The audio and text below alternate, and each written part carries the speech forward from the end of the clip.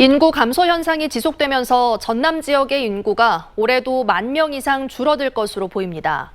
각 시군이나 도차원에서 추진한 여러 정책이 큰 효과를 거두지 못하는 가운데 지역 간 연대를 통한 공동 대응이 필요하다는 목소리도 나오고 있습니다. 문형철 기자가 보도합니다.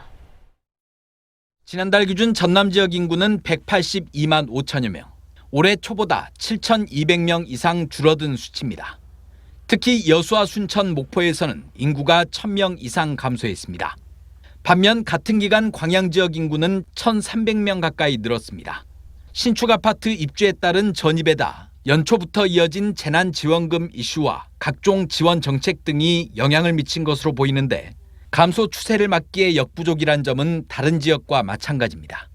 작년 초만 해도 출생자 수가 더 많았습니다. 우리 시가. 그래서 그게 자랑이었는데 작년부터 해서 출생자 수가 사망자 수보다 적습니다. 그리고 학교 출산율도 지금 1.11명. 이런 부분이 상당히 어려움이 있다.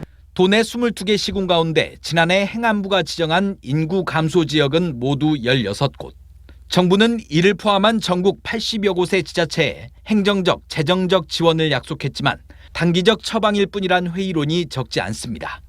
연간 1조 원 규모의 지방소멸 대응기금 역시 공모 형식으로 추진되면서 정부가 지자체 간 소모적 경쟁을 부추긴다는 지적도 나옵니다.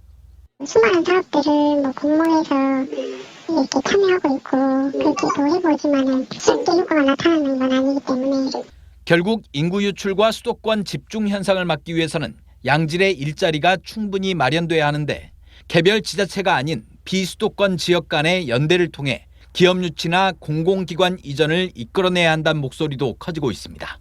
전라권이라든지 경상권이라든지 대한 거점 축을 만드는 것이 핵심이 돼야 되지 현재와 같은 나눠주기식 그런 정책으로서는 오히려 수도권을 더 강화하는 것. 전남 지역 전체 인구 중 14세 이하는 11%에 그치는 반면 65세 이상 고령 인구는 25%에 육박한 상황. 지역 소멸에 대한 위기감만큼이나 민선 8기 정책 변화의 필요성도 더욱 커지고 있습니다. MBC 뉴스 문형철입니다.